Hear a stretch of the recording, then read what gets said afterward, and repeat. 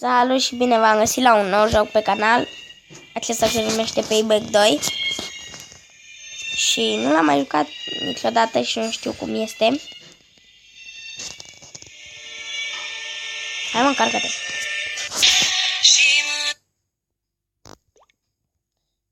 Deci ce-a făcut așa? În fine. Și eu cred. Avem și melodie. Cred că este un bug.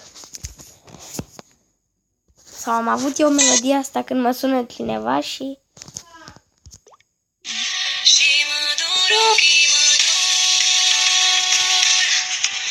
Bug.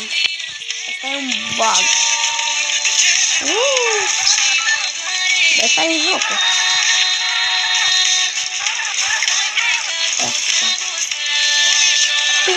Ceva fain că avem și muzică.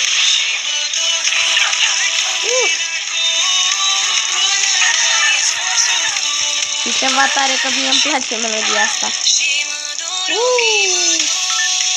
Cred că e din mașină. E vreun bug ceva, sigur e vreun bug. Am câștigat.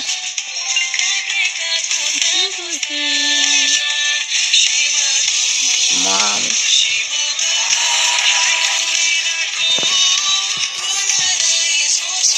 N-mi place.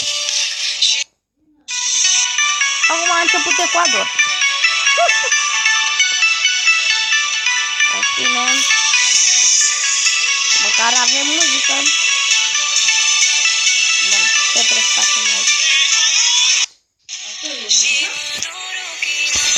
Da, aia cu tancuri. Trage. Bum.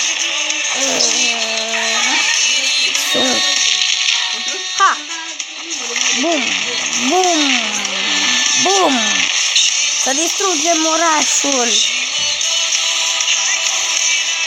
Avem muzică în tank. Ups. Ecuador. Din nou. Revin imediat.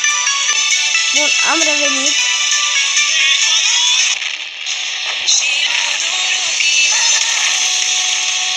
N-am de la mine. Ei, vrei și un cadou, copil? Bun. Mort. N-am vrei și voi. N-am și tu. Și tu. Hai și tu. Și tu. Hop, mort. Bum, mort. Mort. Bum, bum, bum. Bum, mort. Bum, mort. Bun, și cam asta a fost și cu episodul de astăzi. Noi ne revedem data viitoare. Pa, pa!